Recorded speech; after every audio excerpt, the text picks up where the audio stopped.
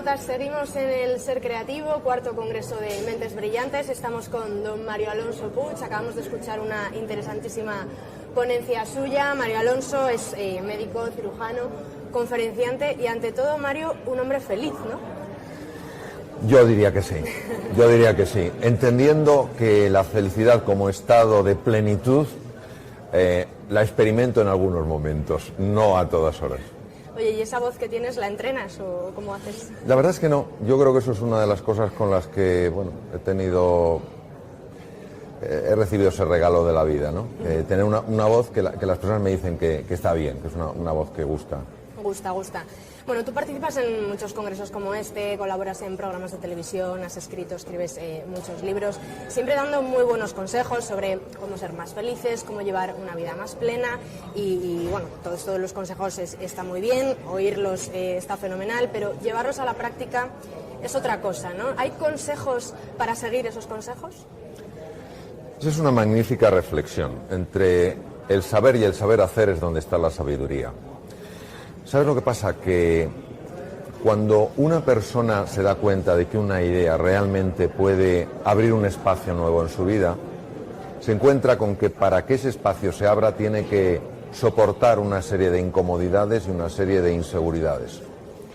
Y yo creo que en muchos momentos, teniendo la capacidad, falta ese poquito de valentía, falta ese poquito de fe, falta ese poquito de audacia para dar el salto.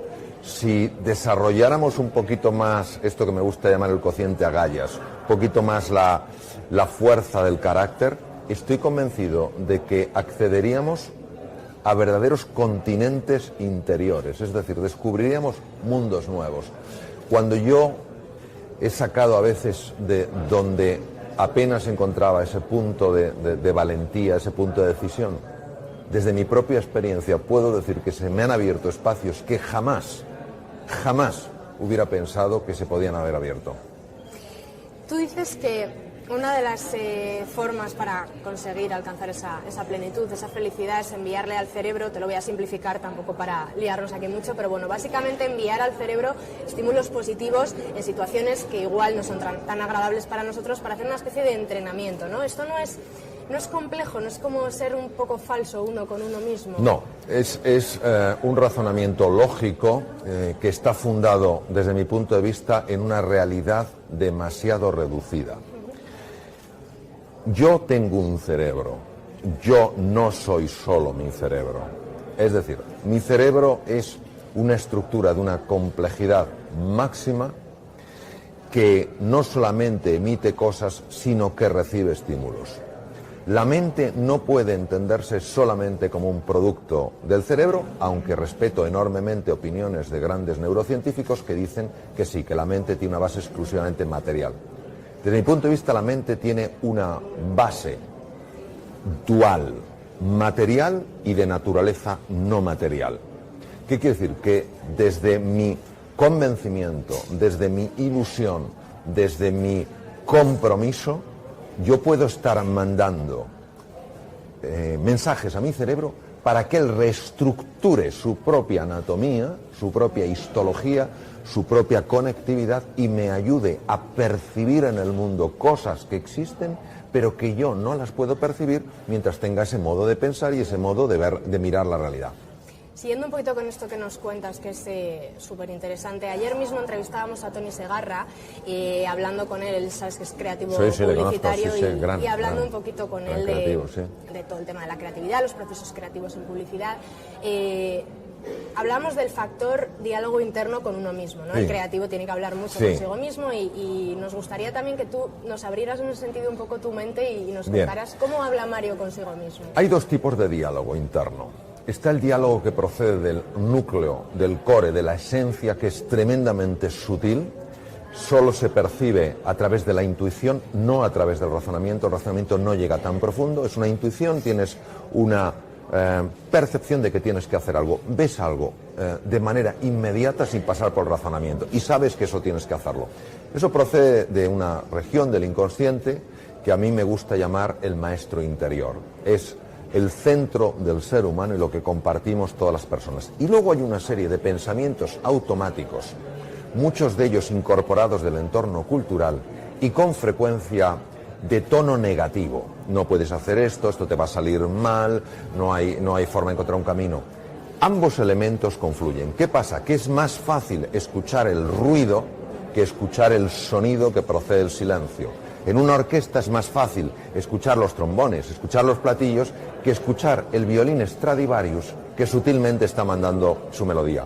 Por eso es por lo que yo recomiendo tantísimo momentos de silencio, momentos de recogimiento, momentos de contemplación, momentos de estar con uno mismo, porque verdaderamente, y esa es mi experiencia, si estás ahí, si te das cuenta de que eres más que tu pensamiento y entras en el silencio, empiezas a tener intuiciones muy profundas de cómo puedes dirigir tu vida para que te dé una experiencia mucho más ilusionante de lo que es el vivir. Vamos a aplicar todo esto que nos dices al ámbito empresarial, por sí. ejemplo, porque en una agencia de publicidad, invertir en ese tiempo libre, en esos silencios de los que nos hablas, para que tu equipo sea más creativo, el coste de oportunidad quizás en algunos momentos no compense tanto, ¿no? Yo creo que esto no es ver la realidad en toda su extensión. Vamos a ver.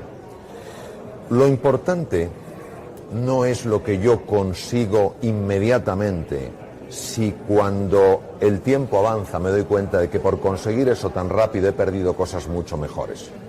Si estamos tan enfocados en el corto plazo que creemos que la reflexión, que creemos que la introspección es una pérdida de tiempo, creo que estamos absolutamente ajenos o alejados de lo que nos dice la realidad. La palabra inteligencia, que es un concepto que revela la capacidad del ser humano para adaptarse a lo nuevo, viene del latín intus legere, que quiere decir capacidad de penetración. Es decir, cuando yo hago introspección, cuando hago reflexión, porque analizo un tema, porque veo cómo puedo darle un giro creativo, yo no estoy perdiendo el tiempo, estoy invirtiendo el tiempo. No comprendo cómo hemos llegado a esta visión tan limitante que nos hace pensar que el no hacer es una pérdida de tiempo. No, esos tiempos en los que te paras y reflexionas son para hacer luego con mucha más eficiencia y con mucho más sentido.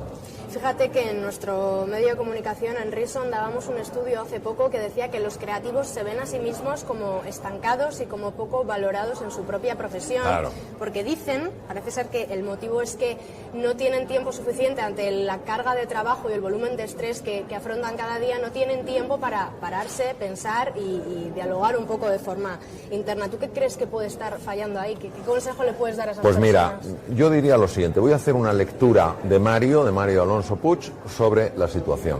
Nuestra cultura es una cultura muy enfocada en ciertas capacidades del hemisferio cerebral izquierdo. Estructura, organización, una cosa tras de otra, ponerte en marcha, hacer. Lo que hoy el mundo pide, lo que hoy el mundo está demandando es capacidad de ver las cosas de una forma global, capacidad de crear, capacidad de conectar. Eso depende fundamentalmente del hemisferio derecho. El hemisferio derecho precisa de esa tranquilidad.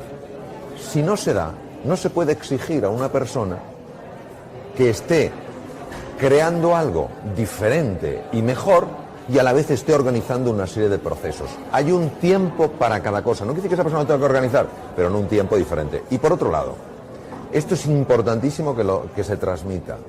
La creatividad es hija de la pasión. Si no están ilusionados y no están motivados, van a notar inmediatamente una caída de la creatividad. Bueno, Mario, para terminar, ¿cómo ves tú? Valóranos un poquito la situación de España. ¿Vamos mejorando? ¿Cómo ves el ánimo general? He estado hace poco, bastantes semanas fuera de España en distintos países, y una de las cosas que más me ha ilusionado es escuchar en telediarios de otros países decir literalmente lo siguiente. Lo he oído en varios telediarios, en varios sitios. España sale de la recesión. Esto es importantísimo para que cambie la imagen de España. Por otro lado, el que inversores de la talla de Bill Gates haya entrado en España, eso inmediatamente sube el prestigio. Según me han comentado, un periodista muy afamado de uno de los periódicos más importantes de los Estados Unidos ha pedido públicamente perdón a España por haberla tratado tan mal. Es decir, creo que se está cambiando la tendencia. Lo que pasa es que también pienso que hasta que esto se note a nivel de la calle, en el tema del empleo, en que dejen de caer aún algunas empresas, todavía puede pasar un tiempo. Ahora, si levantamos un poco el ánimo, si vemos una luz aunque sea muy tenue, la capacidad de recuperarse va a ser muchísimo más rápida, porque el estado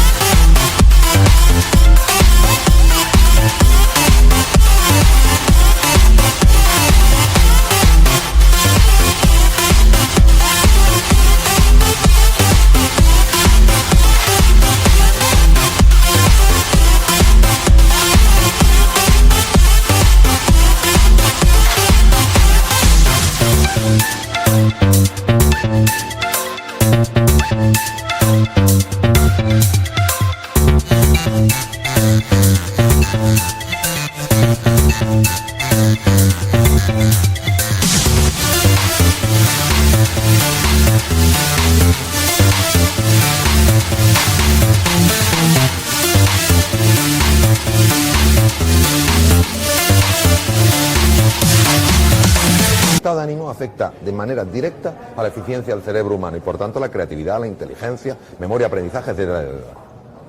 Bueno, Mario, un verdadero placer haber compartido estos minutos Muchas contigo. gracias. Muchísimas gracias. Gracias a vosotros. Nosotros seguimos por aquí hablando de marketing.